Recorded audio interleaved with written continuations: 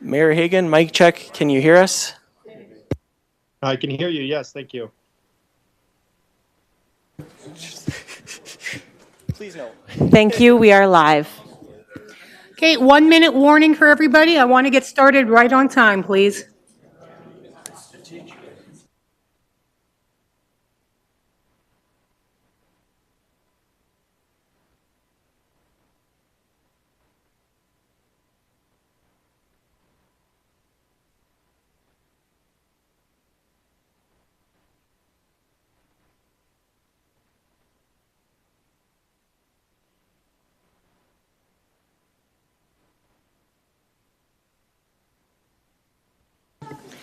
Okay, we are going to get started on time here, please. Everybody can find their seats and we will get going. We will start out, Mr. Westerson, with a roll call. Thank you, Chair. Councillor Dodick. Councillor Schmidt-Rempel. Here.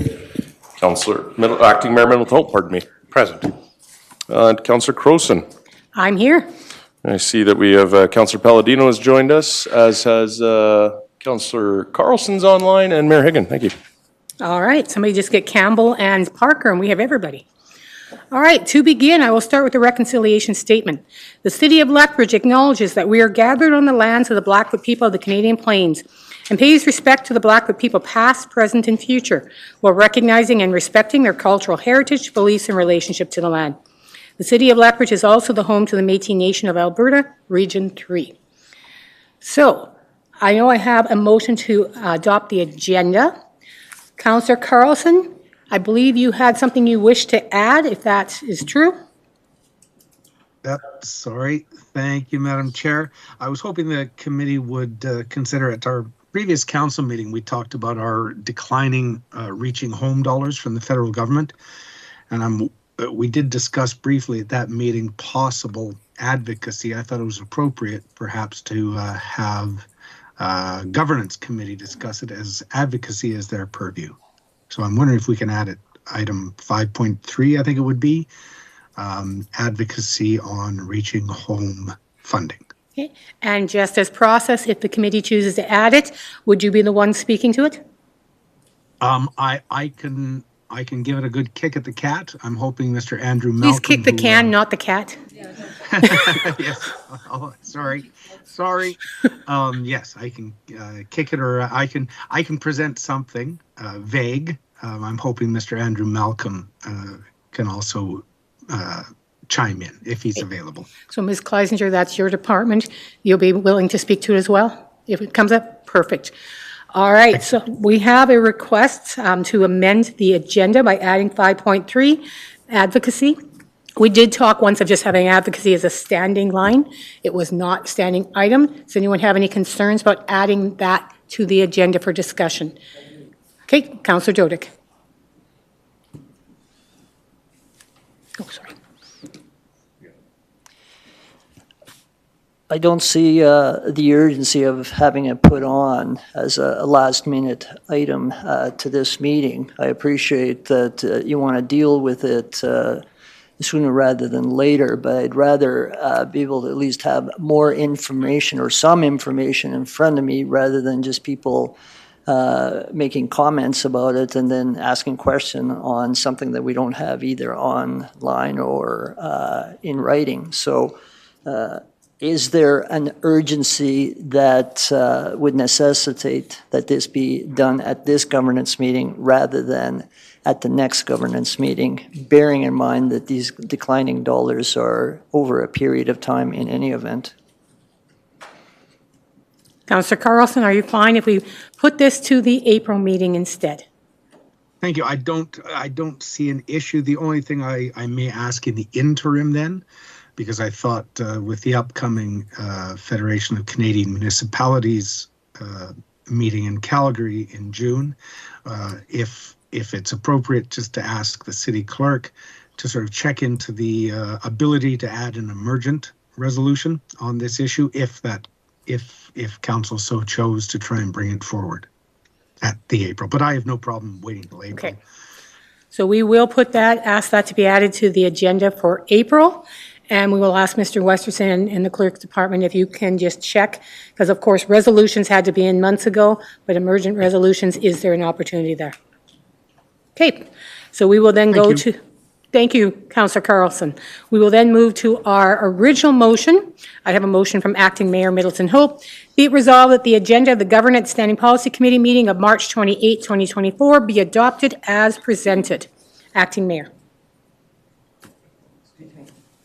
Oh, I have a question from Councillor Dodick.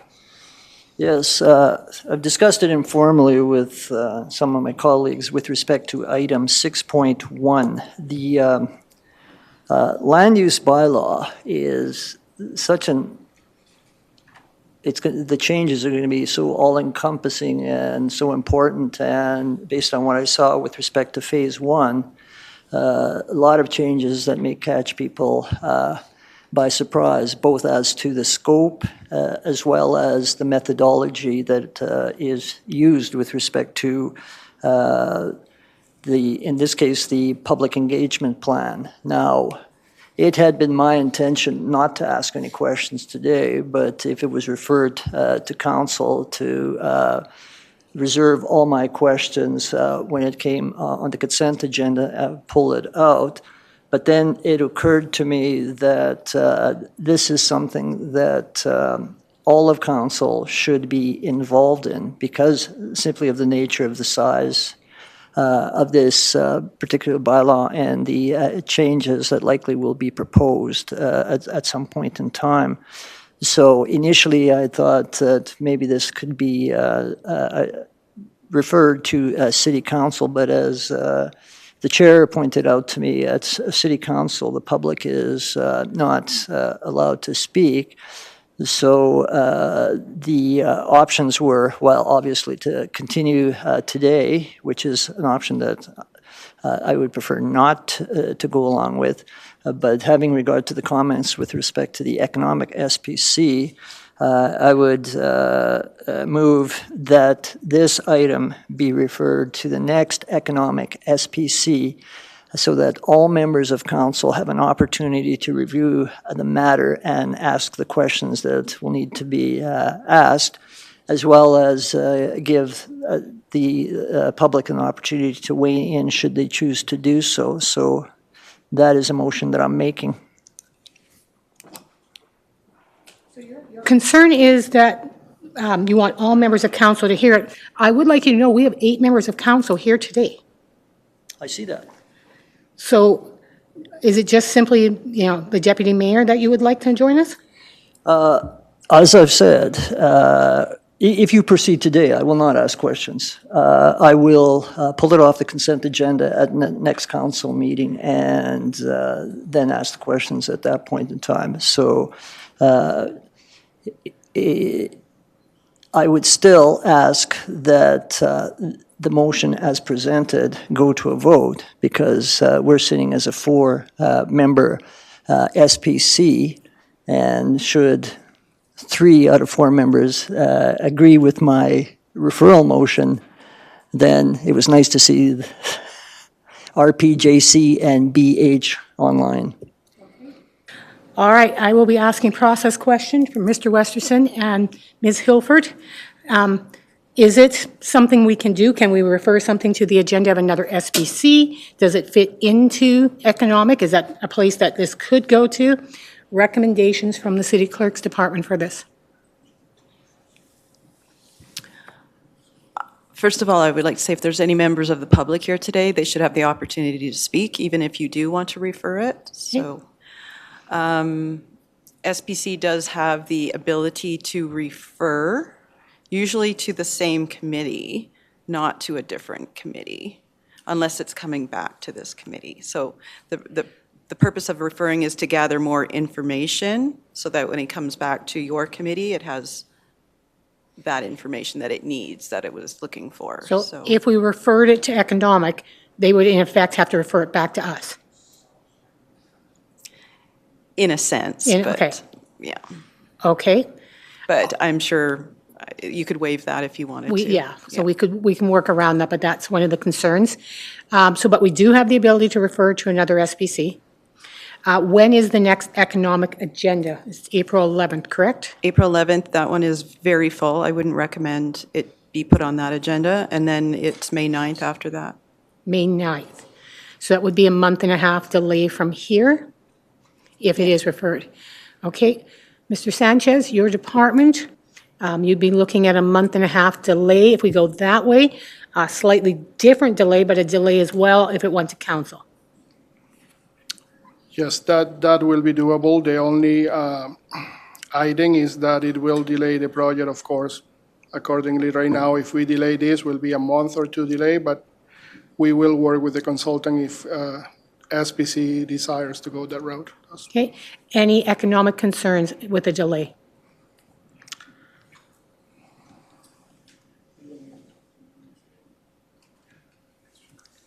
So at this point, I don't have that information. We're going to talk with the consultant and ensure there is no additional cost required since everything has been already planned to the schedule we have today. They might need to shift a few things, but typically I will say I cannot commit 100% that there won't be any cost associated, but for the most part, they have been really good to work with, so Okay, it could be fine. and Ms. Hilford, would it be best done now with the agenda or better later when it hits the agenda on here for a referral motion to be made? You could do either. Either Okay. is fine. Okay, so I guess the next question, any members of the public here to speak to 6.1 land use bylaw? Okay, so there is no one here to speak to that. All right. So, Councillor Schmidt-Rempel. Thank you very much, Chair Croson. To the mover on this one, Councillor Dodick, just so I'm clear, you're wanting a presentation to accompany this if it's moved to another SPC? You would like a presentation as part of that, as opposed to it being a submission? I'm okay either way, because in something like this, I see the questions in and of themselves may become the presentation because of the wide variety of the questions that there are. Now, if another member of this SPC would like a presentation, that's fine too. But like I say, I think the answers to the questions that I have will, in essence, be the presentation. At least that's my thinking. Okay. Okay, but you're not specifically requesting a presentation. It can come back as No. either form. Okay, No. thank you. You shut me off. Separate motion then before the agenda. You are making a referral motion to the May 9th Economic Standing Policy Committee. Yes. Yeah, to summarize. All right. Anyone have questions specifically on the motion? Any debate on the motion? One question. Acting Mayor? So the motion is to move it to April the 8th or 9th? May the 9th. May 9th. Okay. Does that give administration enough time to rejig this and bring it back? It's not, because talking it's about not a being presentation. requested, because they're not requesting a presentation in the motion. It is exactly the same submission we have now, Fair enough. with no changes to be made, except a delay of a month and a half in the work progressing, if it was forwarded. And Mr. Sanchez has spoken to the potential negative impact as well as neutral impact. I only asked about the one negative impact, about, well, the delay and the cost. There may be other negative impacts I didn't think to question. Okay, all right. Thank you. All right. Councillor Dodick for debate. I think I pretty well explained why I'm requesting this, so I have nothing to add. Okay. I will be voting against it. It came to governance because this is governance. This is part of our mandate. Our colleagues know they are welcome to come to any of the standing policy committees, and many of them arrange their schedule to purposely be here for this conversation. I recognize that sometimes a delay is needed because people need to read things more, but we've had this for the week, as with any other piece of information that comes before us. I went through it thoroughly. I hope everyone else did as well. And I'd be willing to ask the questions today. But I am but one vote, and I hope my colleagues will support. Madam Chair, can I just bump in here quickly? Of course you can, Mr. Sorry to Westerson. cut you off. Just want to procedurally do this. Refer generally means you're going to go get additional information. Okay, what's the correct term? Should we, the clerk's office should suggest the wording be postpone this to the May 9th meeting of the Economic Standing Policy Committee. Okay, thank you, Mr. Westerson, to clarify that, because we're not expecting it back. All right. So as I said, whether it's a postponement or a referral, I will be voting against this. Acting Mayor Middleton Hope?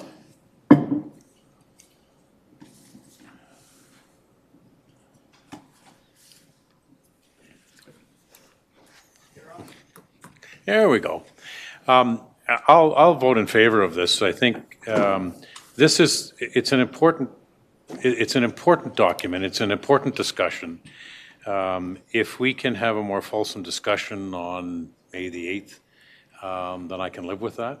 I'm not generally one to want to postpone things and delay, but I can live with this if we are going to have a more fulsome discussion and recognizing the importance of this particular document. Okay. Councillor Schmidt-Rempel? Thank you very much. I'll vote in favor of this as well. It is a large, it's a big undertaking for our staff, and I appreciate the work that they have done on this. The document's thorough, but while I've read through it, I do think the additional time will give us a little bit more time, a bit more soak time to take a look at any questions that we might further have. Certainly, we could ask questions here. We could postpone it to the next, and then we could follow up, pull it off the agenda for the next council meeting. But I understand and appreciate that we may need more soak time on this. It gives us an opportunity to talk amongst ourselves as well about what we've read and what we've learned from this, what we've interpreted, and it gives us an opportunity to make a much better decision in order to support our staff moving forward on these public engagement plans, because it is such a large undertaking. This is massive for us. So, and thank you to the staff for doing all the work on this. Okay, question's been called. All in favor? Oh, sorry. Councillor Dodick, you wish to end your debate? Yeah, I just want to make a couple of comments. Is that, as you see, nobody from the public showed up to this SPC. They may be online and watching. That's true.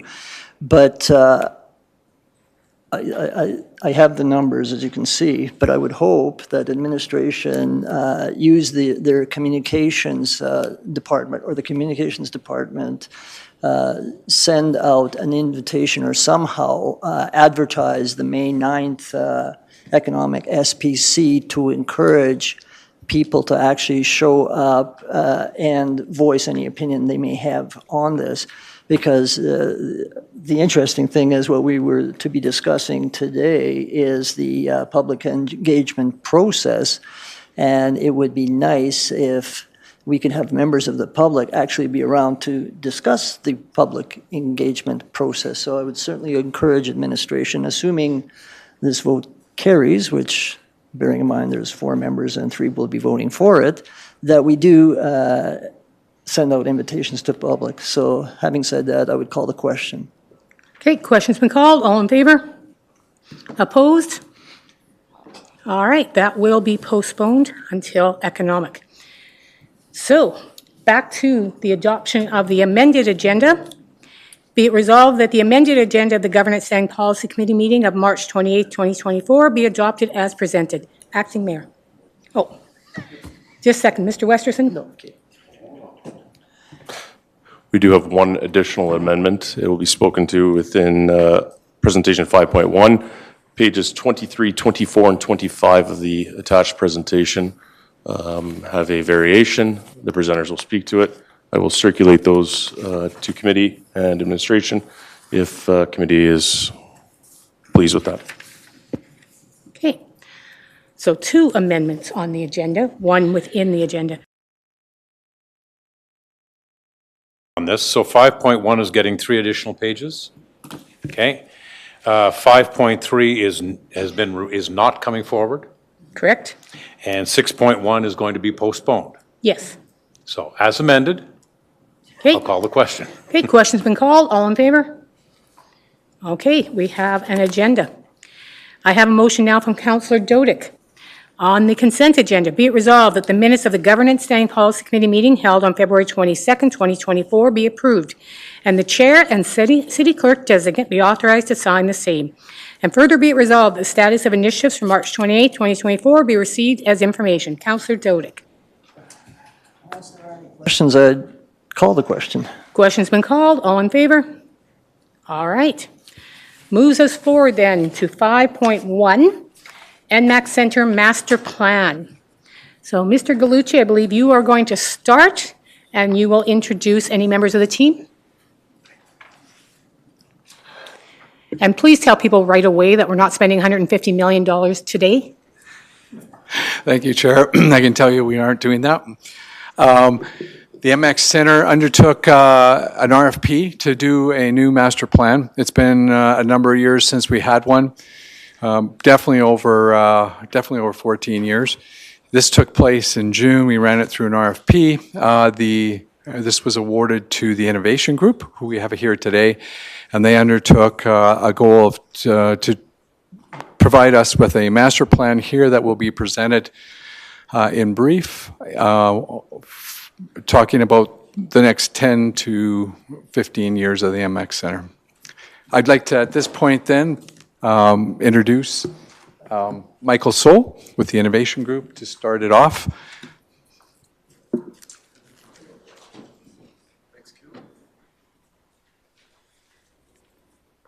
Good afternoon. Can you guys hear me? And I'd like to introduce my colleagues, since we'll both be fluid in Q&A. Kevin Dennis. I'm Michael Saul. Together we're the Innovation Group, along with our colleagues in the U.S. We've got offices in 4 cities, and Kevin runs our Canadian practice out of Toronto. As Kim mentioned, we were hired to look at the master plan for the NMAX Center.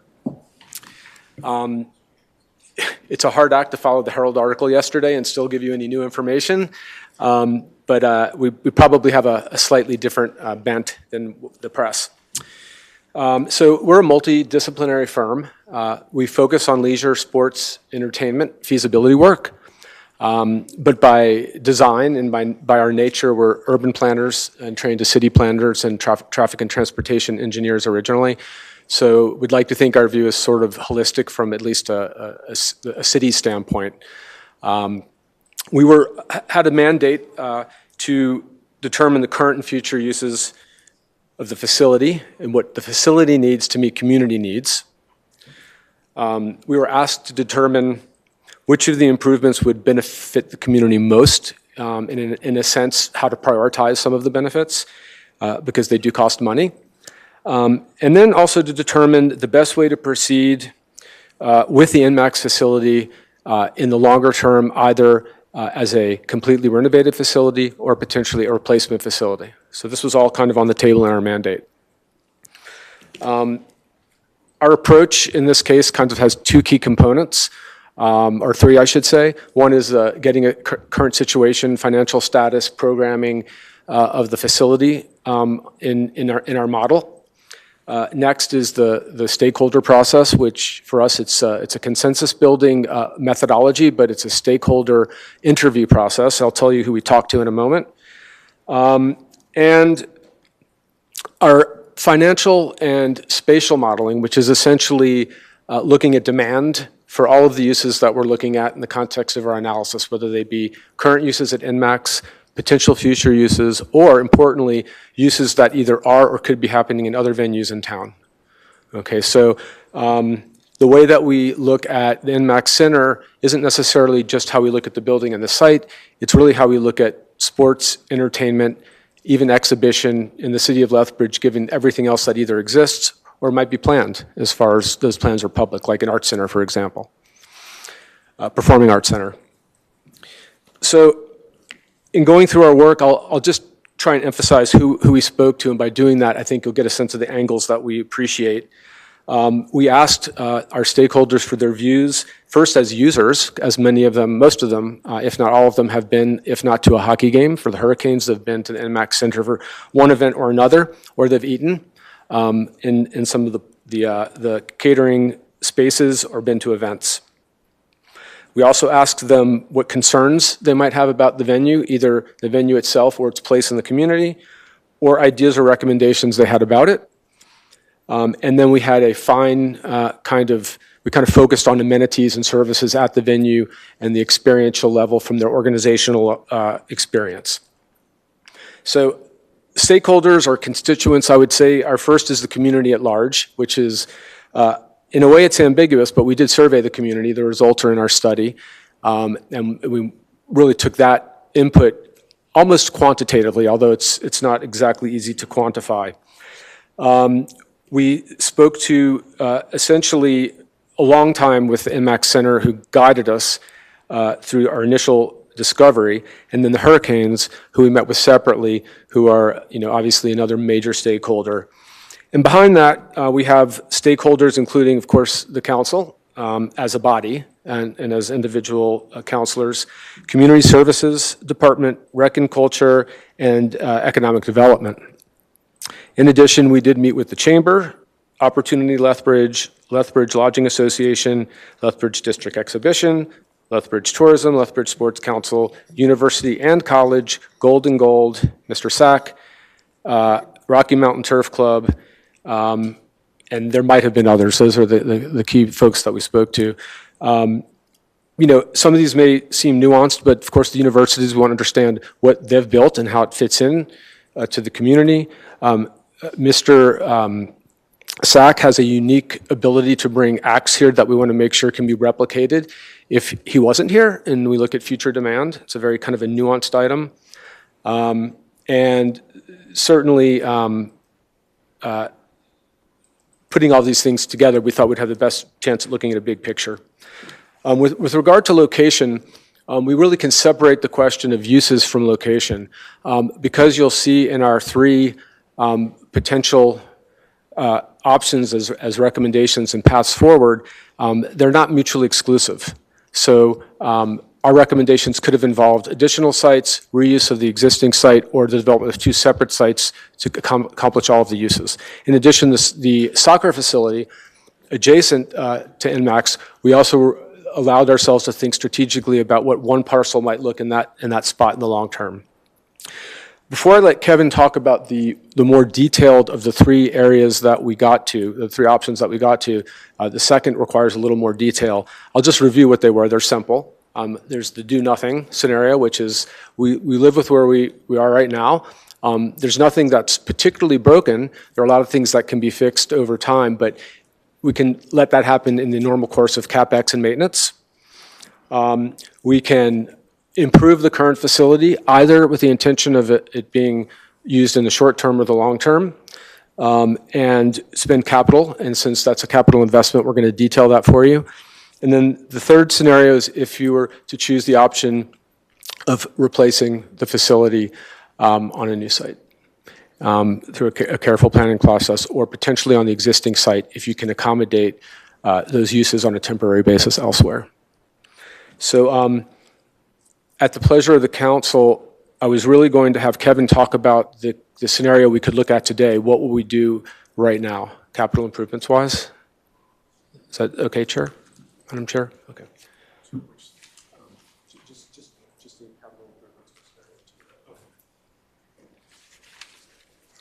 Hi, everyone.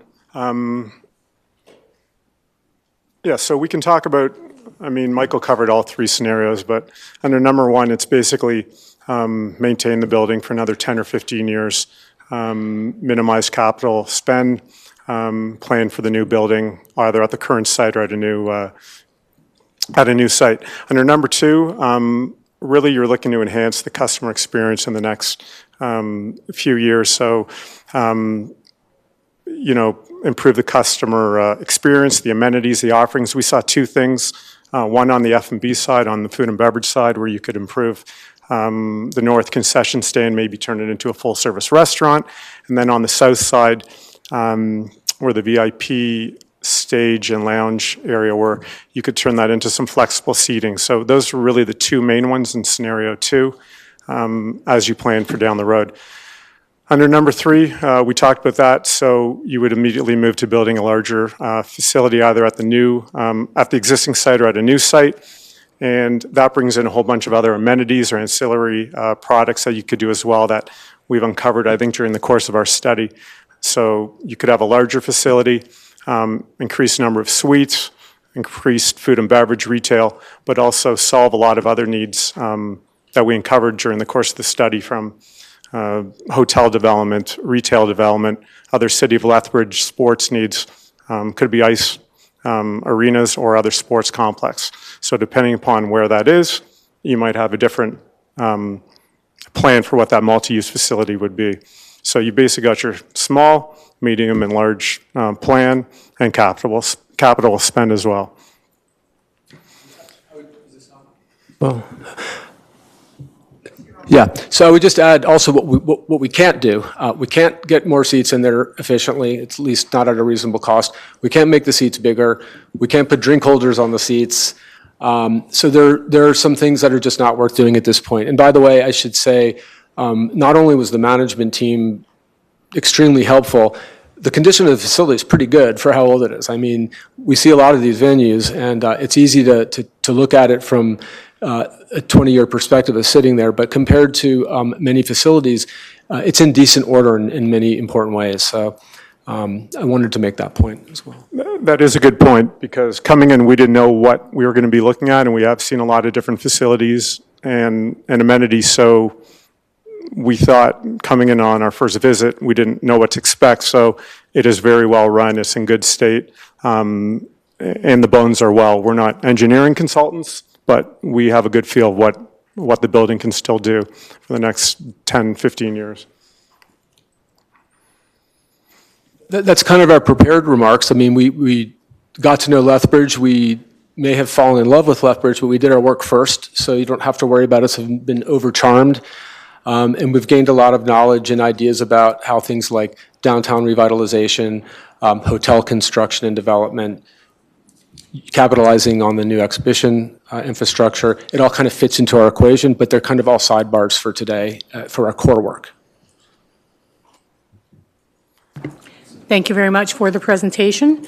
Being an SBC, we will look to see if there's any members of the public who wish to speak on this issue.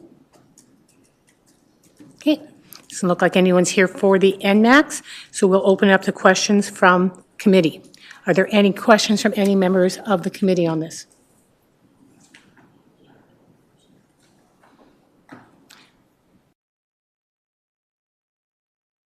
All right, Acting Mayor Middleton Hope. Oh. Yep, thank you. Just a question in regards to the south location. What do you anticipate if we chose to move that into even temporary seating of some kind? What would that look like? Are we looking at 100 people? Are we looking at 300 people? And what kind of an impact do you project that might have on the business case? We're sitting at about, I think it's Mr. Gallucci, we're sitting at about 5,300, which is about 1,000 more than Mullet Arena in Tempe, as a matter of fact. So what would be the benefits of doing that, and what could we hope to achieve? So there's a threshold, this might be more specific to hockey, but there's a threshold of 7,000 that we've identified as a competitive number of seats to be attractive for regional events. So when you're playing kind of with another 1,000 seats, how do you get them in? We would say you could look at creative ways to get the seats in. If you could get another 1,000 people in, you'd be more competitive in certain respects. But the experience in that end cap wouldn't necessarily be a VIP experience. You'd be cramming more seats into that area. You would do maybe VIP somewhere else. What was cost prohibitive was literally having a section developed that could be rolled in and out of the facility. Right. Secondarily, you'll recall there's no upward mezzanine connection on that side. Right. So it only made sense to really look at holistically how would you deal with that whole side, and that's a huge obstacle as well. So that was another constraint. Thank you for that. Then, if you could perhaps provide us with an encapsulated version of what you think the most important impact we can make by a decision on this particular facility. Would it be increased seating? Would it be enhanced experience? What would it be? I would say if you said, what's our weighted average? We don't think the seats alone, although they'll make you more competitive on paper, people already know the venue. Just seeing that there's a 7,000 seat, they're still going to look at some of the constraints of the venue. So we would therefore focus on the best possible VIP experience at the end, cap on south side, and putting a fine tune on F&B and offerings. And it's hard to characterize this from our angle, but integrating the Hurricanes business model into the facility in a way that feels a little more like it's their home, their full-time home. That's a combination of some signage recommendations we made. I promised not to bring up street signage, but I just did. So those kinds of things.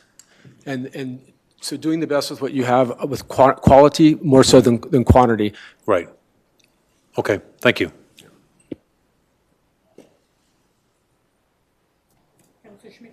Shut myself up. Councillor Schmidt-Rempel? Thank you very much, and thank you very much for the presentation on this. It was a good read, and there's lots of interesting things for us to be thinking about. One of the first questions I have is that you propose another anchor tenant in this. What kind of business are you thinking of that to be?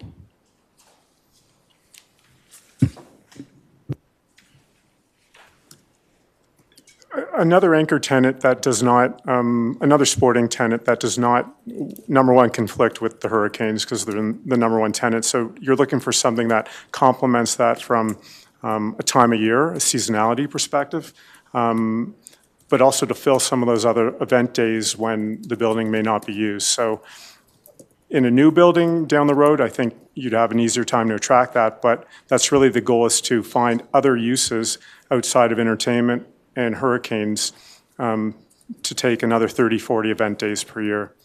Okay. So lacrosse, basketball, other sporting organizations that would be interested. Okay. And then if we look at any of the future business models that you've proposed here, right now we know that facility bookings don't cover operational costs. If we move into any of the other business models, is it anticipated that those other models would cover facility operational costs? Yeah, so what I would say is, given a small tax on the formula based on the capital, the minimal capital you would have to spend in the process, most of the additional events that we recommend on the annual basis, the revenue would flow through. You've got most of the fixed cost covered. So that is a chance to eat away at that nut, but it's not going to take care of, it's not $2 million, you know. But every dollar you spend has an ROI on it going forward in the categories that we've forecast. Okay, thank you very much. Councillor Dodick. Thank you. I'm just seeking a little bit of clarification. The recommendations that we're being asked is to adopt the master plan, which is that big document that's attached to our material, as a guiding document to provide direction for the continued development and so on of the NMAX Center. But so that's suggesting that in 15 years, if we adopt this, or we're referring it to City Council, if we adopt it, does that mean that administration is working towards some sort of plan to replace the NMAX within? Sorry. A little puzzled. Sorry, Ms. Kleisinger, trying to turn you on, but I don't think we managed to. There we go. Thanks for the question. That's good clarification. We very much see this document as we now as administration have three different options that we will take back and do the analysis of how it might fit into the CIP or anything else, and any other decisions that we would need to make, we would bring back to council for decision. So none of the things contained within it would be acted upon, just that it would be a guiding document for us to bring further information back to council. Thank you. And the reason I ask the question is sometimes it seems like we adopt the master plans, and that all of a sudden it turns out the master plan is the action item, so that there's a adoption of the master plan, all of a sudden you've got, all right, we're building a new NMAX in 15 years, but this is not that situation, correct? I would even go so far as to say that we're working as administration to bring that clarity to council each and every time we bring a master plan back, for the fact that we would like them all to be guiding documents moving forward. Okay, thank you very much. That's actually why we put into the motion in principle as a guiding document, to make sure that was very clear. And it also, in the motion, administration would have to create a plan that would then have to be approved by a future council if anything was moving forward. So that does bring me to a question actually for you, Mr. Gallucci, on this. I mean, we've got this plan, we've got this, great ideas. So I want to know about you and your staff's takeaway. What will you and your staff do with the information within your current operating budget? So is there anything that you will actually take from this and look to be doing, or will it all be for potential future? Thank you, Chair. The bulk of it will be potential future. What we'd like to do rather quickly is examine it in its full detail, look at the real potentials that we could do in the short term on some of the items, discuss that with senior management, also engage our communications and a few other people, and then look at the longer term ideas and what we would be able to do there, and then bring those as our director has indicated, bring those back to council as ideas that would be within the CIP. Right. So again, just to clarify, you're getting this information pretty much from the consultants as we are, and you will be working through it just as we read through it and we're working through it in our way. Correct. Yep. Okay. Thank you very much. All right, Councillor Schmidt-Rempel. Thank you very much. And Mr. Gallucci, if you could stay, because Chair to Mr. Gallucci, these follow up on what Chair Croson has asked. Where does an updated business plan fall into this process now?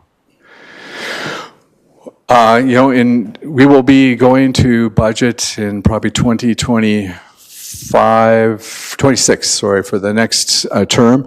So what we'll be doing is looking at, again, the short-term ideas that we can apply within our current budget, but with ideas along the line of our next budget cycle to incorporate more of the big picture items that we see that we can benefit and drive more revenue and at a lower fixed cost. So at the earliest, we'd be looking at a business plan coming back with your budget in 2026? Correct. Okay. And then when was the last economic impact study done on the NBACs, and will an updated economic impact study be a part of this? We would like to do a new economic impact study. The last one hasn't been done.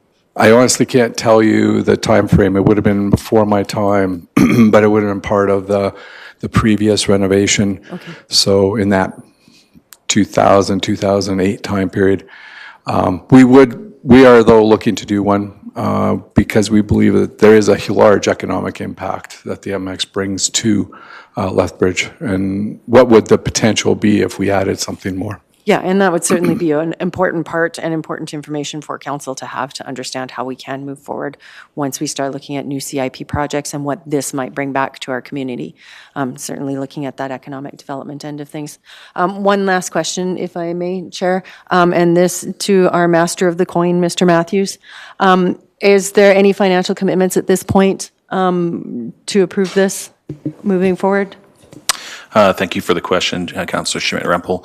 No, there's no financial impacts at this time. As noted throughout, any financial impacts wouldn't come until the next budget or decision-making for council, if council so wishes.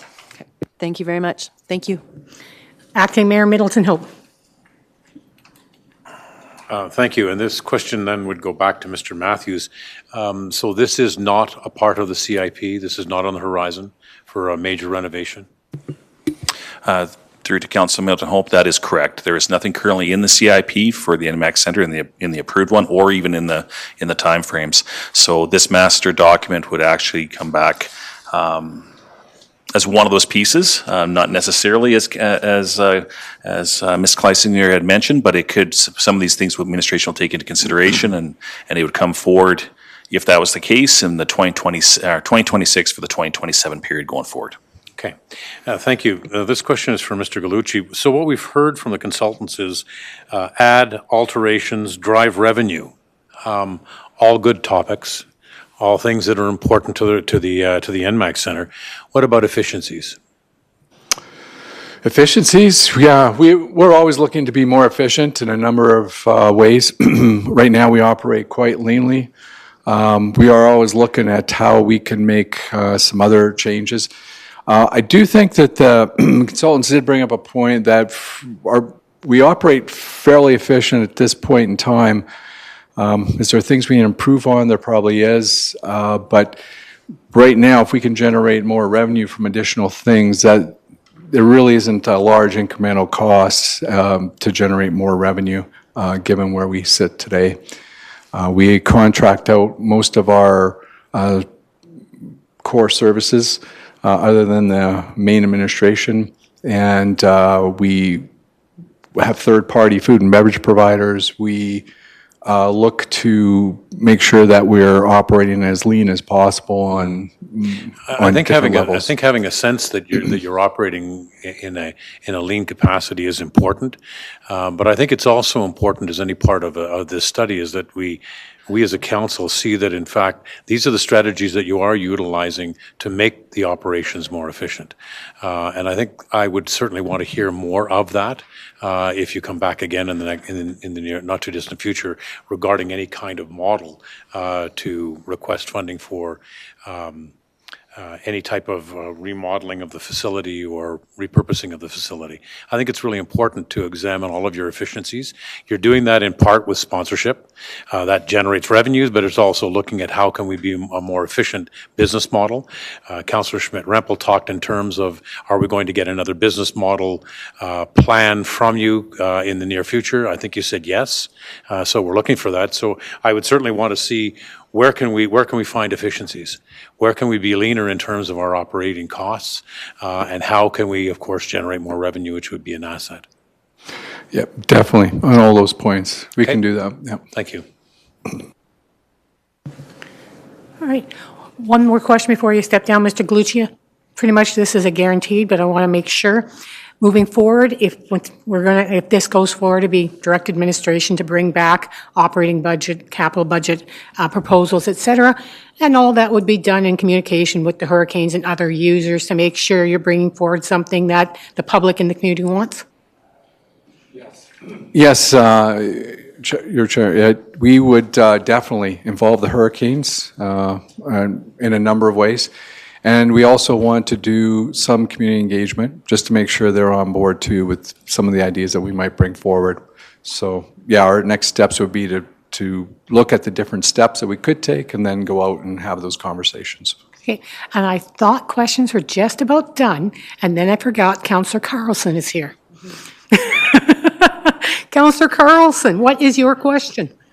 Sorry, Madam Chair, just and it's a bit off topic, so tell me if I'm speaking out of turn.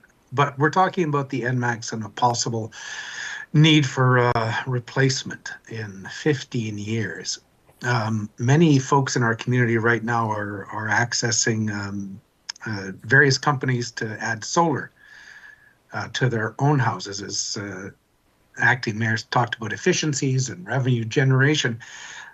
When I see the size of that roof at the NMAX, I'm just across the street from it.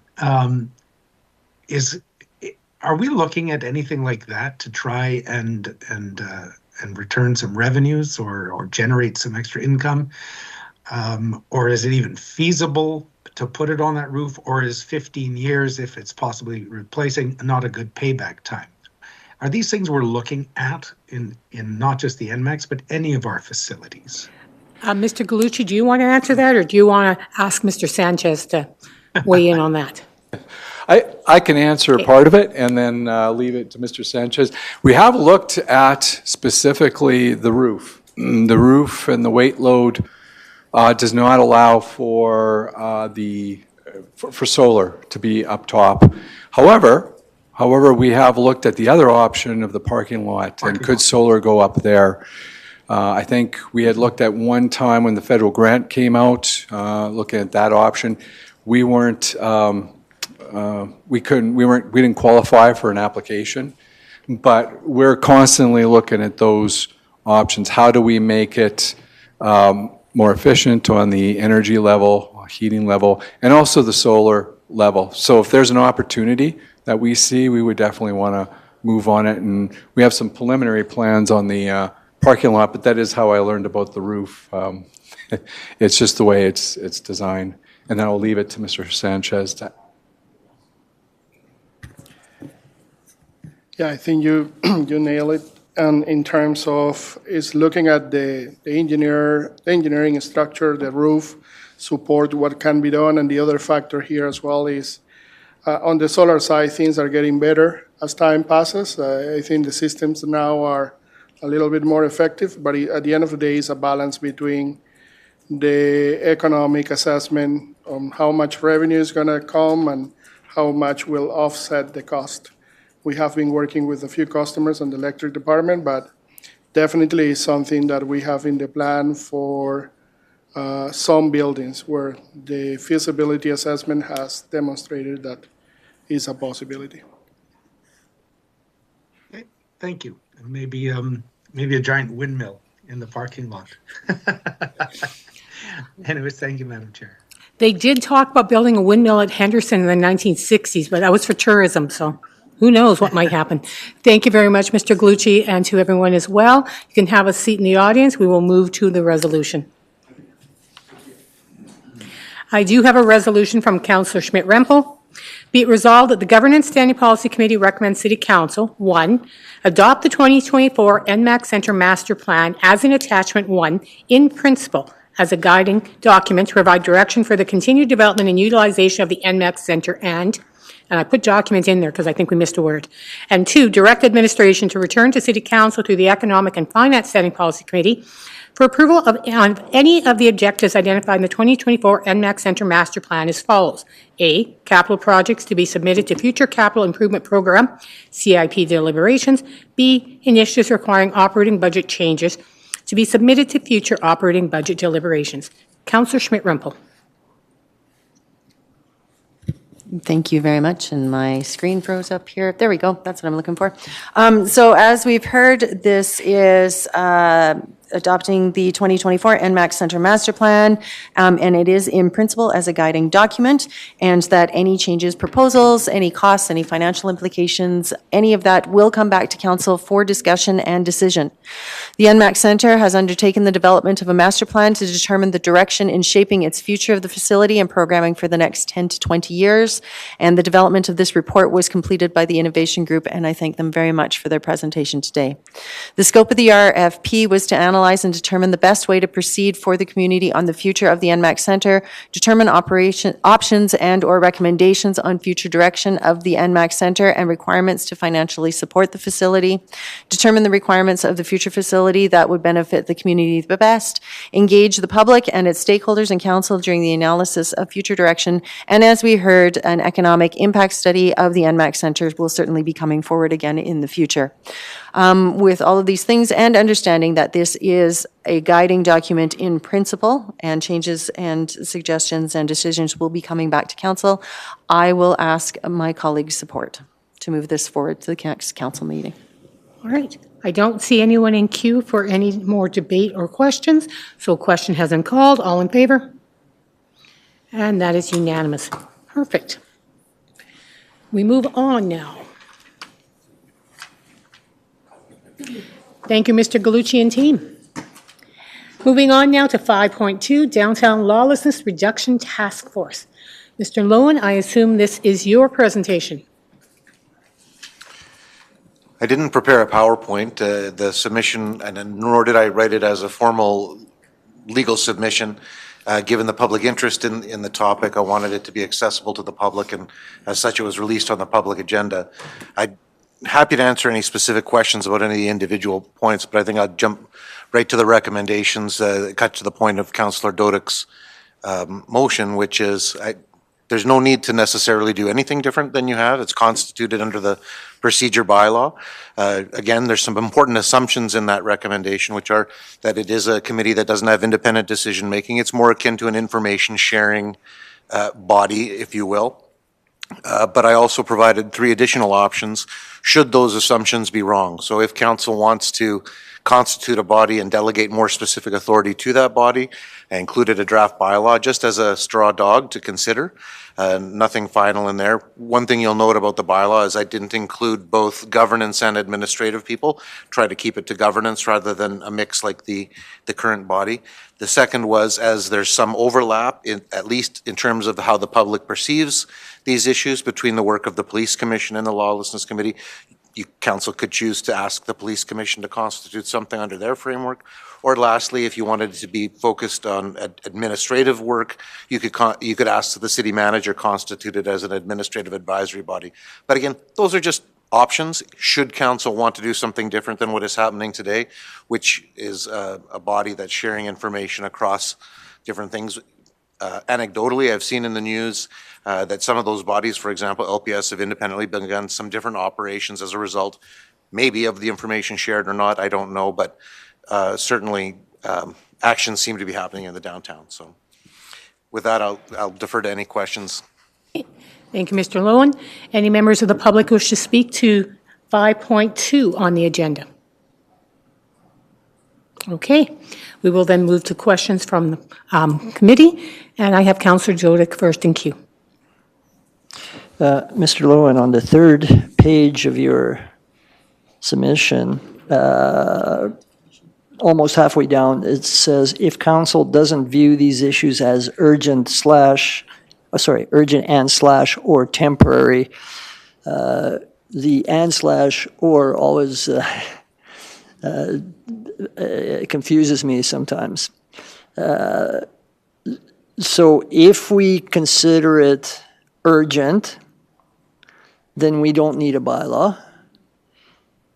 If we consider it only temporary, we don't need a bylaw.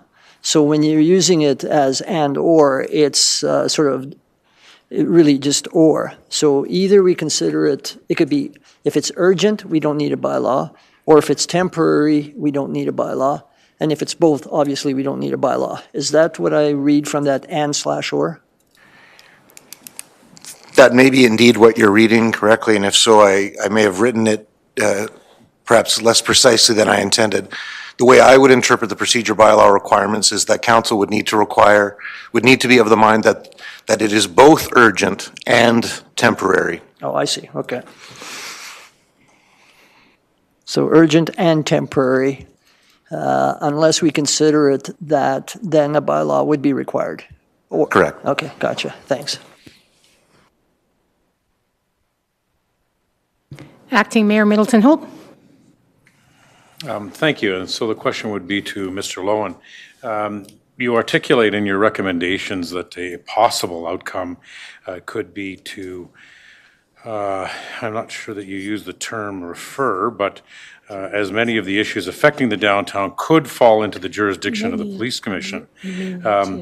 As you're well aware, this committee is not all about policing. This is all about a whole host of agencies. So why would you consider recommending in any way, shape, or form that this either moves back to city administration because the fire department is involved, or the police commission because the police service is involved? As I said, my recommendation is not to change anything, but if council wants to change the direction of where we're headed, for example, in this case, if there was a greater focus on policing matters impacting the downtown, perhaps the police commission could be involved in a different way, or this body could be constituted under their authority. But again, I'm not recommending that there's a need for any change in the status quo, but rather just some options depending upon the will of council. Okay, thank you. Councillor Schmidt-Rempel. Thank you very much. And Mr. Lowen, thank you very much for the summary report on this. You're not making any recommendations. Leave it as the status quo. Under the status quo, this committee reports back to Safety and Social SPC. Any recommendations that it wants to make to move forward, come back to Safety and Social SPC. and that it is done at the end of this year, based on the original motion that we had, and that there are no funds delegated to this committee at all. Everything has to come back through Social and Safety SPC, including any spends that it may want to make, correct? In terms of any specific budget allocated to this function, I'll defer to the city treasurer, but what I can say is the body as constituted does not have the delegated authority to make spending decisions. So if there is a budget, which I'm not totally sure on, that the request to spend those dollars would have to go to the appropriate level to make the decision to expend those dollars. Okay, and then just to confirm I'm understanding correctly, this is done at the end of December then, as per its original motion? Unless council makes some other motion. Okay. That's correct. Thank you. Okay, Mr. Matthews?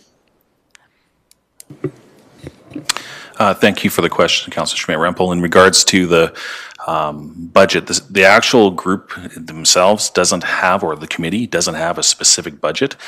Just like Mr. Lowen has mentioned, any funding required would come back to either through an economic SPC, which does have some components, or directly to City Council. Okay, thank you very much. And a question to a member of our clerks team, Ms. Hilford, for you then, for this one. Can you reiterate for this committee the difference between a committee of administration and a committee of council as what this is set up as, and explain the differences for us? So a committee of council is established by council. There's the terms of reference of the bylaw are adopted by council, and they have a mandate to do work for council or advise council. A committee of administration is formed by administration, and their members are just appointed by administration without council involvement. And they help administration make decisions that would probably guide into a future council decision. The members of a council committee are appointed by council, whether they're public, council members, administration. Okay, did I answer your question? Yep. And council members can attend meetings of a meeting or of a committee of administration, should they choose? Yeah, they can attend. They don't have any voting power at all. They would just be there as any member, any other, sorry. I guess- Participating member. Yeah, that's okay. correct, right. Okay. So if we were to, and just taking a look at the recommendations and options that Mr. Lowen provided, if we were to perhaps move this to the police commission, or if we wanted to make this a committee of administration, what would be the processes that we would need to go through to do that? So if we wanted to bring that motion forward instead to make this a committee of administration, or check to see if the police commission would like to take this on, how would you advise that we look at doing that? So if you wanted to make this a committee of administration, you'd have to rescind the decision that was already made to make it what it is right now, which is a subcommittee of the Safety and Social. Thank you. Okay. And that would be done at council? That could be done at committee, but it would have to go to council to be approved. Okay. Thank you very much. Thank you for the information, Mr. Lowen. I just want to confirm, you've said that there would be no budget if this continues as it is. The other thing that is a concern sometimes when you mix something that is governance and administration is the tendency, whether meant to or not, of directing administration, in any way. Is that permitted for a committee or a subcommittee or any of the groups of council to do? This committee has no ability to direct anybody, or any official decisions of the committee would have to be ratified by the appropriate SPC. I would describe it as more akin to a clearinghouse of information. So although there are, for example, members of the Lethbridge Police Service on the committee sharing information, the committee could in no way direct police actions, nor could the committee direct city actions, and the city couldn't direct the council members to do certain things or direct the BRZ members to conduct their affairs. Rather, they're independent actors that are coming and sharing information, and as a result of that, perhaps independently but coordinated, are able to enhance or solve some issues. Okay, and this is a bit more of a gray area. Can a staff member volunteer to do something coming out of a committee like this? I don't want to speak for city employees that I'm not directly responsible for, but the Regulatory Services group is a part of the committee, and the way I would describe their participation is they're there to share information, and if as a result of information that they learn there, they're within their budget and within their existing delegated authority are able to adjust the way that they do their work to respond more appropriately to the conditions, they will do so. And I'm advised by Mr. Enns that they have done that in response to some of the ways that some concerns around fires and different things in the downtown were. Again, not a change in service level, not a change in expenditure of dollars, and within the independent operating authority of that department.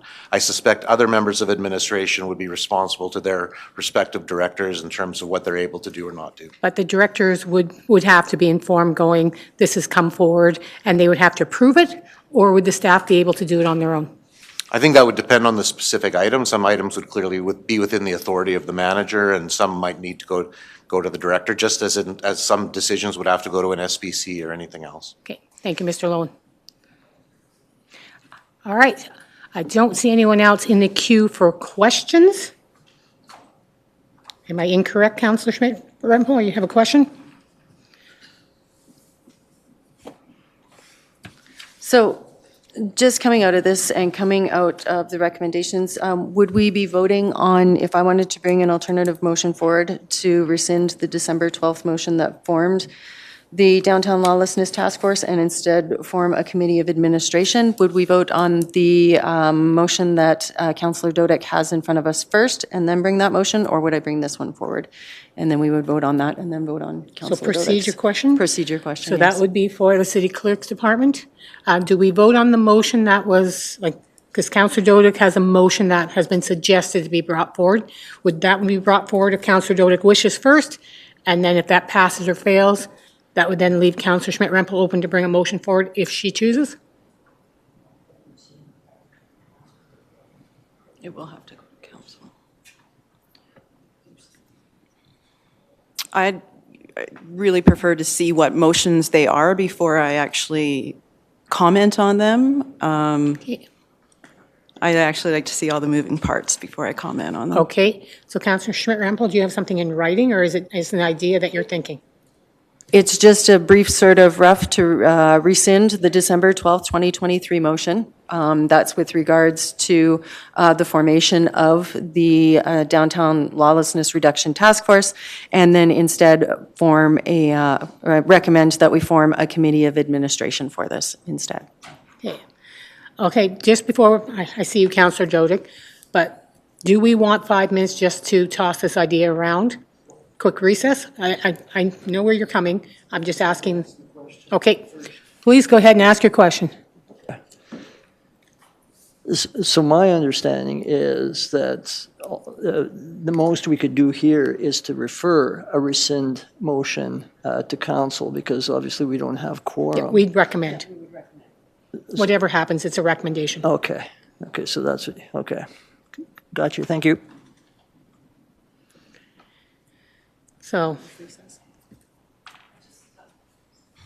I just wanted to add, with regards to a administrative committee, that's up to administration to create committees. I wouldn't see that council would direct administration to create a committee. There wouldn't be any councillors on an administrative committee.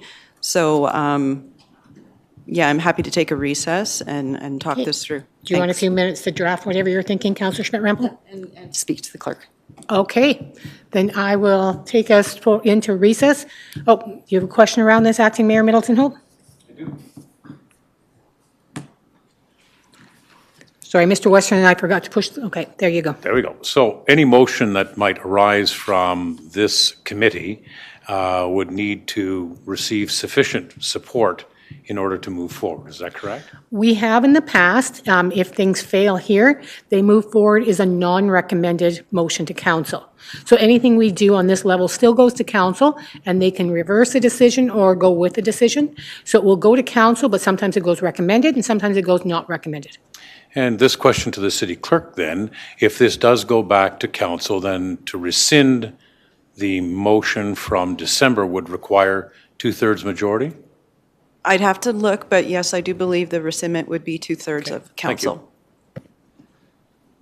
Okay, so knowing all this, Councillor Pitt-Rempel, you want a few minutes to, okay. All right, I will then just put us into recess while we review everything. Thank you.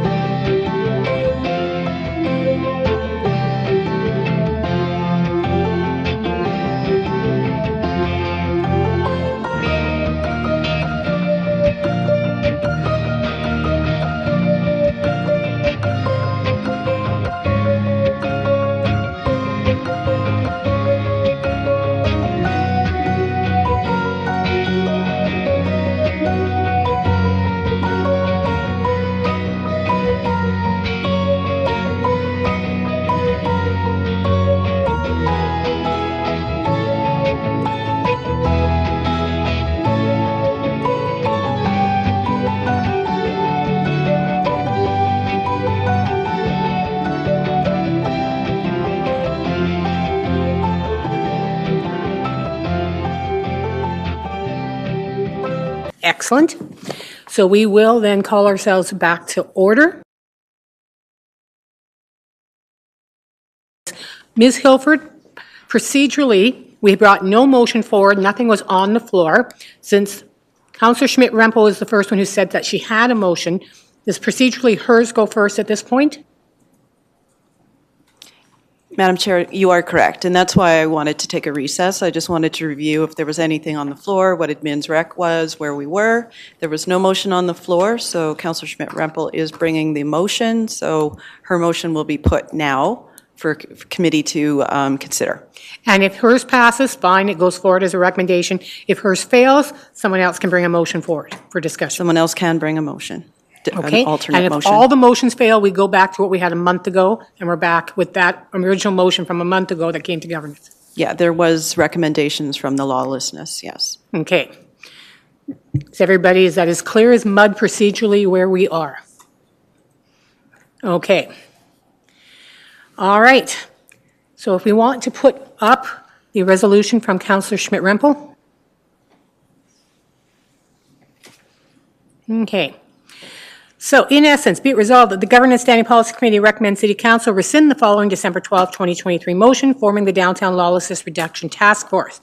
Be it resolved that City Council, 1, approve the Downtown Lawlessness Reduction Task Force term of reference, and 2, create the task force as a subcommittee reporting to the Safety and Social Standing Policy Committee, and 3, appoint Mayor Blaine Higgin and Acting Mayor John Middleton Hope as council representatives on the Downtown Lawlessness Reduction Task Force, and 4, establish a Downtown Lawlessness Reduction Task Force for the duration of 2024 with it reviewed prior to December 31st, 2024. And further be it resolved that the Governance Standing Policy Committee recommends City Council respect the spirit of the letter submitted by the Downtown Business Revitalization Zone, DBRZ, and direct administration to continue to work with the DBRZ and the Heart of Our City Committee, HOCC, with the mandate to, 1, or A, identify the symptoms and depth of lawless behaviors and their impacts on our city, identify stakeholders to strategize on responses and resourcing requirements, work collaboratively with stakeholders to identify solutions, and assist in implementing strategies identified to create a sustainable impact, develop a joint communication plan for stakeholders, consider how any recommendations can support and or integrate with existing encampment, shelter, and housing strategies developed and being implemented by the City of Lethbridge. Okay, Councillor Schmidt-Rempel, if you want to introduce, we will then have you introduce and have any questions people have. Thank you very much, Chair Croson. So just bringing this forward, we all want to be working with the Downtown BRZ and other stakeholders in a way that addresses the various criminal activities going on throughout our community, and particularly in the downtown core. In bringing this forward, it expands this capacity it's an opportunity for administration to pull in the different groups necessary that they may need or may perceive that they need to help out with some of the recommendations. It gives the committee a little bit more punch in working with things like the encampment, the shelter and housing strategies, and it also allows them to sort of ad hoc members to the committee. At sometimes they may want to have police in, at other points they may want to have fire and EMS in. They may want to pull in residents. We've got the Heart of Our City also involved in this mandate as well, because part of their mandate is taking care of the downtown along with the BRZ.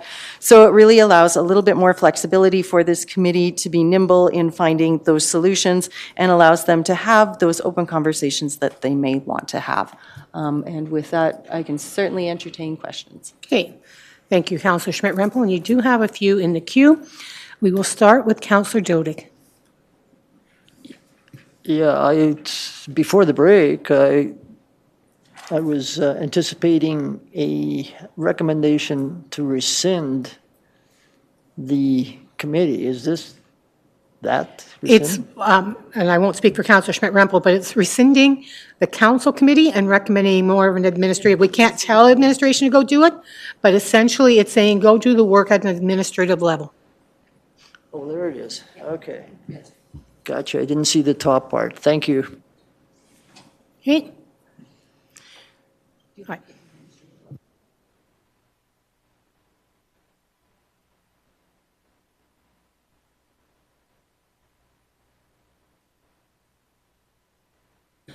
All right. So I see no one else in the queue. So Councillor Schmidt-Rempel, if you wish to open debate on the motion.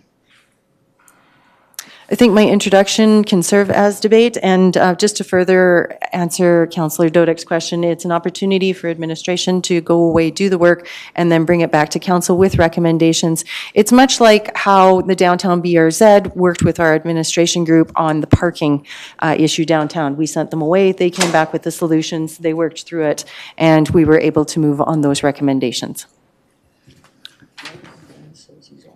And with that, I would ask for members of this committee's support to move this forward.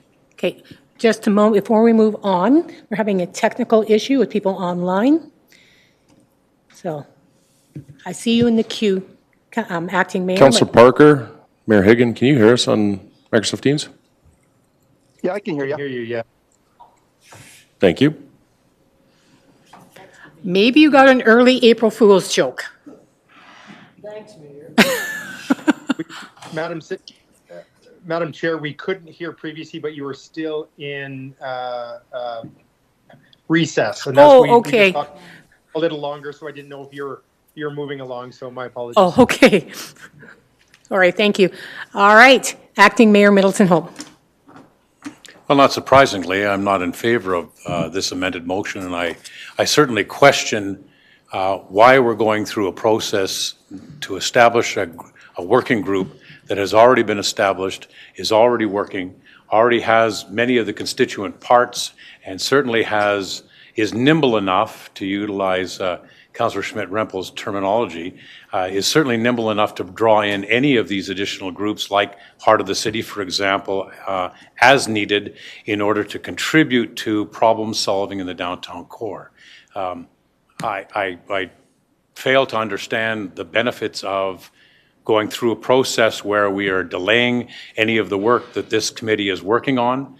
I fail to see any of the benefits of bringing the additional piece forward. I'm not sure that it provides any additional meat to the committee, and I would encourage both. In fact, I would encourage all council members to come to the committee and see how it operates before you take a run at trying to change what is already in existence. There are 15 people that sit around that table that I think have a pretty good idea about what we're trying to accomplish and are working towards that. So I would simply encourage you to come and see for yourself what's being done. So in light of that, I don't support this additional motion. Thank you. Okay. Thank you. Councillor Dodek, no debate? Okay, it's odd, so I thought I'd ask. All right, Mayor Higgin, next in queue. Sorry, and I need to ask procedurally, am I able to debate if I am unable to vote? We will confirm that with either Mr. Sarsfield or Ms. Hilford.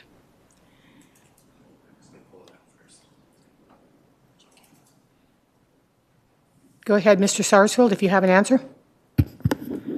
I will have an answer if you give me a moment. Okay. I was just going to. You have stumped our parliamentarian, and he is looking it up. So just a moment, Mayor Higgin, we'll get back to you. I don't think he is allowed to debate. I think members of council, when they're outside of that group, could ask questions and be informed. But they can, if they want to debate, they have to debate if it gets referred to council. That's our opportunity to debate when it gets something referred to council as a whole. That's my take.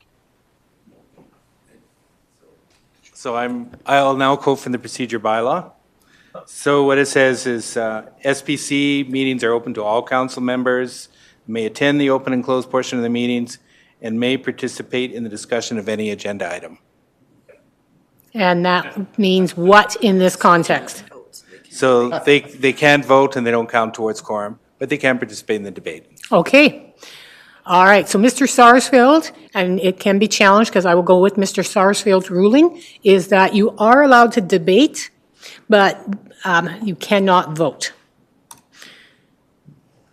Thank you. So is it being challenged, or I don't see city chambers there, hall chambers. Am I able to if speak? Parker actually challenges it, then he would be actually giving it credence because he's not a voting member either. So I think you're okay to vote or to debate. Oh, to vote. Perfect. Sorry, not to vote, but to debate. Thank you, Madam Chair. Not a lot to add. I know that as I see this resolution, I won't say that I'm against it because I obviously can't vote, but I do see a lot of the work that's going to be put back to city administration, work that is already being done.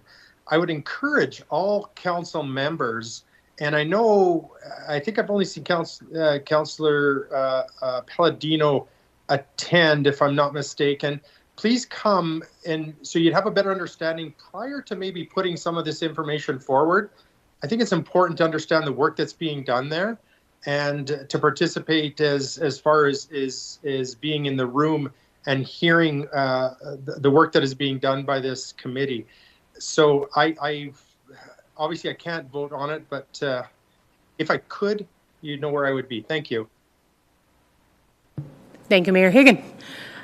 I will be voting for this. And my concern goes back to the original creation of this, and I think now I can put it into better context. One of the things that gets governance bodies into difficulty time and again is when operations and governance get bled together. Because then you're not sure, is it a governance body? Is it administrative? Can we direct people? Can we not? All those things make it very difficult. This is why when we do advocacy, we speak politician to politician and administration speaks to administration. And I think it's very important that we keep those separate. This either has to be an entirely governance board with no administration there, or it needs to be an administrative board and governance isn't leading it. Otherwise, you get into all sorts of legal difficulties. You get into concern about whether or not direction has been given or not. All of those concerns happen. And so I will be supporting this because this puts it entirely into one field. It also includes Heart of Our City, which is the very organization that we have chosen to be the representative of the urban area and who would have those ideas beyond just the business community of the BRZ. So I will be supporting this. Councillor Dodick, would you like to debate?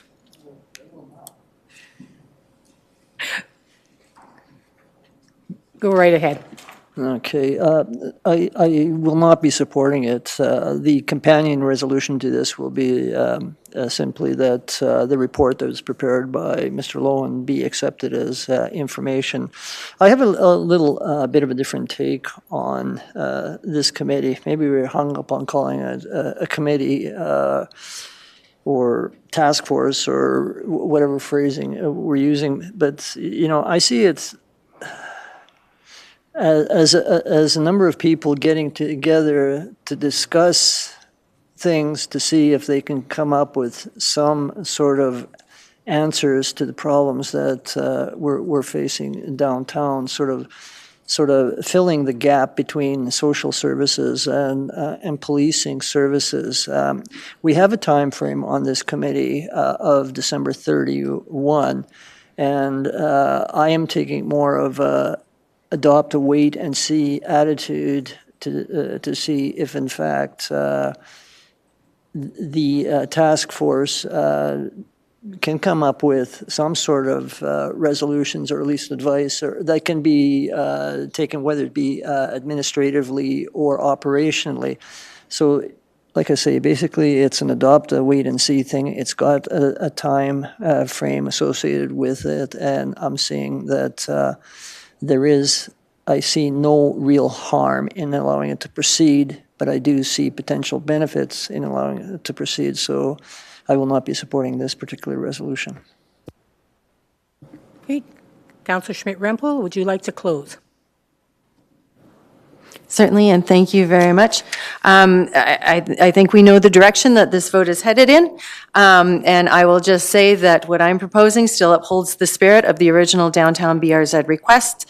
As Chair Croson so aptly put it, it separates governments from operations, and we need to make sure that we are doing this. This still allows recommendations to come forward to council in order to solve any issues that the downtown and this committee this proposed committee of administration would come up with, and it allows groups to work together as well. I certainly appreciate the individuals that are currently sitting on that task force. I do talk to them regularly, and I've heard what they think should be going on and any of the recommendations that they would like to bring forward. So I will continue to listen to them and meet with them on a one-on-one basis, because I do appreciate the work that they're doing. But I would ask for council's support on this, Okay. or committee support on this. Call the question. Question's been called. All in favor? And oppose. That motion fails because tie vote goes to the fail. Now, if no other motion comes forward, we stay under the current resolution, which is the old terms of reference, correct? So knowing that, Councillor Dodick, do you have a motion to bring forward or not? We received the report that has been presented as information. As information, okay. So, I have a motion from Councillor Dodick. Be it resolved that the Governance Standing Policy Committee recommends City Council accept the information report as information. Sorry. Sometimes when I'm reading things out loud, they make me chuckle the way we write them. So, the information report will come as information. Councillor Dodick? Information report. Report information. It's self-explanatory. It simply tells council, here's a report. And I would ask for SPC support. Okay. Any other debate on it? All right. I will call the question. All in favor? And opposed? All right. So that too fails as information. So essentially, Ms. Hilford, where we are is under the operating procedure that was there previously, and nothing has really changed.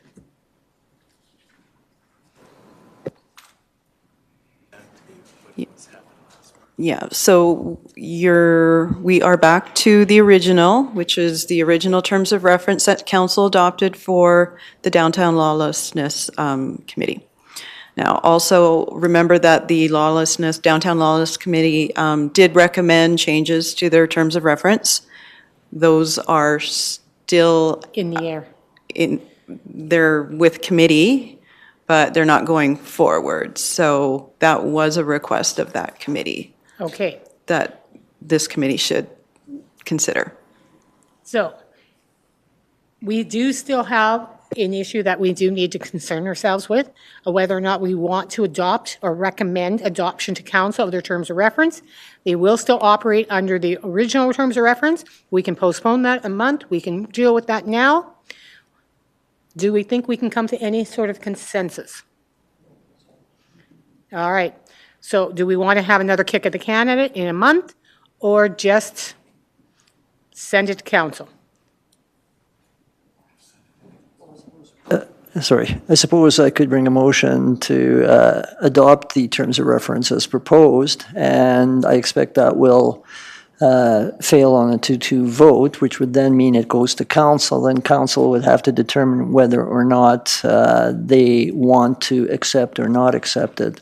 So that being the case, I make such a motion. Okay, and that way you're right, it does go forward to council, regardless whether it's recommended or not. That's correct.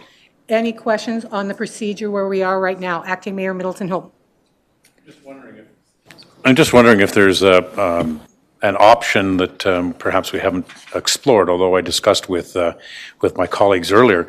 There's a number of comments in here that deal specifically with more than just whether the Downtown Lawlessness Reduction Task Force exists and under what terms it exists. It dealt with the appointments of people to the board, and that has not specifically been dealt with. So is there an opportunity to separate that out and if we adopt that, move it forward to council, or Madam Clerk, what are your thoughts on it?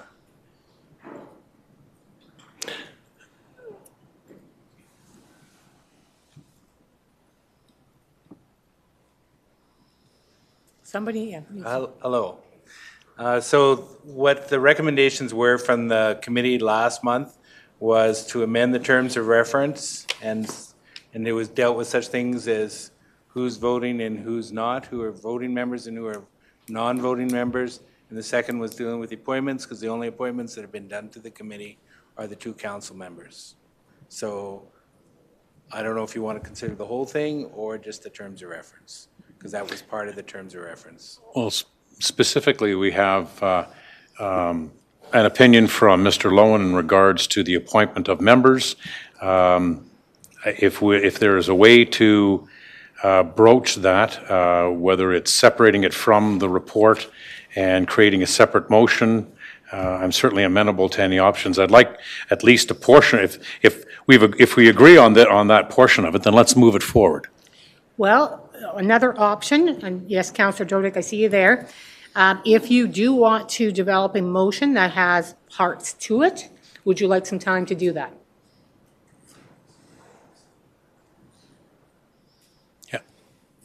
Yeah, I Go ahead. see, yeah. But think about that, because Yep. we can do a recess if you want to develop a Yep. motion that is in parts. Councillor Dodick. What were you concerned about, Acting Mayor? So not concerned, but the report itself by Mr. Lowen, and I do not want to speak for him, but it provides for definitions of provincial appointments, which was an issue that had been raised earlier by a member of the public or members of the public. It also talks in terms of council's authority to create BIAs, and it also talks in terms of what public members are. There's some information in here. There's some response from Mr. Lowen, and perhaps we can ask Mr. Lowen to wade in on this. But at the end of the day, there's information in here that is benign in terms of moving forward. It doesn't affect whether or not we bring Councillor Schmidt-Rempel's motion forward or your motion forward to council. What it would allow us to do is to say, okay, yes, we see what Mr. Lowen's recommendations are, and we either agree with it or we don't. Now, that must be the Prime Minister phoning. Yes, apologies. Councillor Dodick did have a phone call that we knew he had to take in the middle of the meeting. So we're back to the question, would you like some time to draft something? Well, if that's something that can be done, Madam Clerk, to adopt a portion of the report as opposed to the entire report. Committee already voted to not accept that report for information, so So what happens to the report? It just gets shelved now? it goes to council. As a Right. non-recommended, Right. Both lost motions will go to council. and however they vote, until that time, whenever they vote, they're still operating under what they're operating today. Correct. So nothing changes until such time as there's a vote that may or may not change it. Yes. Okay, then let's move forward. Okay. Mayor Higgin. Thanks. I just put my head down. I was just going to say that it'll just continue forward the way that it is, and council can discuss this deeper at that time too, without having something come forward, is my understanding. And so I just wanted to weigh in on that. Thank you. Yeah, based on our timing, Agenda Review Committee will be meeting next Tuesday. So this will be going to the April 9th meeting of council based on timelines, unless the agenda's, way too huge or something. Okay. So you're good there? Yep. I'm going to assume then that this conversation is done for the day. Would I be accurate on that? Because Mr. Matthews wants to get to his so he can start his vacation here soon. All right, and we will be moving on then to submissions. And the only submission on the agenda is from Mr. Matthews, and it's update to City Council Policy CC13, Council Professional Development and Advocacy Opportunities. Mr. Matthew, there is just a submission. Was there anything you think is relevant that we know that you're like, would you like to pretend we didn't read parts of it? No, just kidding. No, thank you for the question, Councillor Crowson. There isn't anything directly unless Mr. Hillier wants to add anything there, and I see him shaking his head, so no. Okay. We're open for questions. Again, members of the public, is there anything in this submission anybody would like to speak to? I know everybody likes amending policy. Oh, please come forward, state your name, and Mr. Westerson will, of course, capture that in the documents. My name is Barry Ewing. I have been a resident for 15 years downtown. I have watched committee after committee do nothing to help the issues downtown until this task force was formed, and had hope, attended many of their meetings, and seen some results. My understanding is this task force is to make recommendations. They're not making any decisions to change any policies. And there's been a lot of good information that has been brought forward to help us to try to end the carnage on our streets downtown, which I will say probably cost this city at least $7 million out of our own local tax dollars per year for fire, EMS, police, the watch, the cleanup, all the property damage. I tried to get an exact figure a couple of years ago, but nobody tracks all the costs that can give me an accurate figure of what the taxpayer is paying. This task force has shown some results already for whatever reason, whether it was some of the LPS attending and fire and EMS. And I have to say, from what I heard today, I'm frustrated that anybody would try to destroy the task force as it stands, because I believe that it has everyone that's needed on it to give the information needed. They are from downtown. I am from downtown. Many of the people downtown have not had any voice to all the issues downtown, which have, for myself, I've been assaulted several times. My vehicle's been broke into. Our building, our complex, has had to spend tens of thousands of dollars to secure, renovate, and add security cameras. And this has got to end. I had faith in this task force, so I'm very disappointed that somebody wants to tear it down. Thank you. Thank you, Mr. Ewing, for giving your presentation. Is there anyone who wishes to speak on the advocacy framework that was presented? All right. Well, thank you very much, Mr. Matthews and Mr. Hillier, for the work. I was glad I brought that motion forward. I think this is a different way of looking at that budget, and I appreciate the work that's gone into the policy to update that. And I do have a motion. Oh, sorry. I'll go for questions first. Sorry, Councillor Schmidt-Rempel. Thank you very much, Chair Croson, and either to Mr. Hillier or Mr. Matthews. In looking at this, I look at the term of advocacy categories, and they have the classifications of advocacy efforts into strategic wins, big bets, low value, and wasted effort based on community impact and complexity. Why would we take on low value or wasted effort advocacy efforts?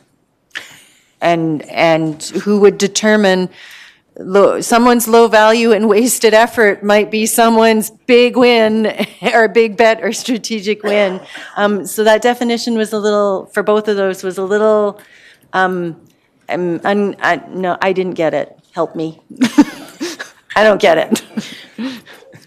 Thank you very much for the question.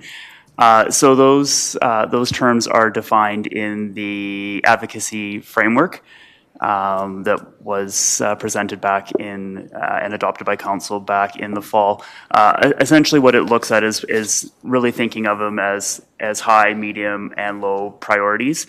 And the advocacy plans, when we bring them forward to council, you do see a priority level in there that would identify high, medium, or low. And again, we typically are bringing forward the ones that council has identified as high or medium, not the ones that would be low. So to your point, the wasted effort ones would be ones that probably council hasn't brought forward. So could I maybe suggest we change it to high, medium, or low advocacy efforts as opposed to low value and wasted efforts, because it doesn't feel right that we would bring those forward and investing into those at this point.